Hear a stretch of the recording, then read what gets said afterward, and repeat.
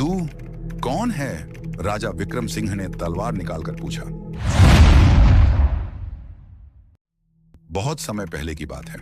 राजा विक्रम सिंह का राज्य वैभवशाली था, लेकिन उनके महल के बारे में एक डरावनी कहानी प्रचलित थी।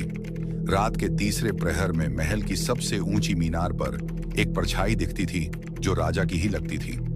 राजा को इन बातों पर यकीन नहीं था, लेकिन जब उनके सेनापति कर्णवीर ने बताया कि कई सैनिक रात में वहां पहरा देते देते गायब हो चुके हैं, तो राजा विचलित हो उठे। रात का रहस्य। एक रात राजा ने खुद इस रहस्य की जांच करने की ठानी। वे अपने भरोसेमंद मंत्री रुद्रसेन और सेनापति के साथ मीनार तक पहुंचे। रात गहरी थी और चारों ओर अजीब सी ठंडक थी। जैसे ही घड़ी ने तीसरा प्रहर रात के 3 बजे का संकेत दिया, हवा तेज हो गई। अचानक दीवारों पर राजा की परछाई उभरने लगी, लेकिन यह कोई सामान्य परछाई नहीं थी। यह हिल रही थी, चलते फिरते राजा की नकल कर रही थी।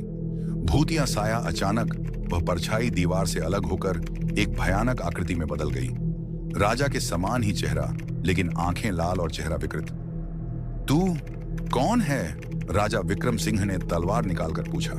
परछाई हंसी और बोली, मैं ही असली राजा हूं और तू मेरी जगह बैठा है। 100 साल पहले मुझे धोखे से मार दिया गया था और अब मैं अपने सिंहासन को वापस लेने आया हूं।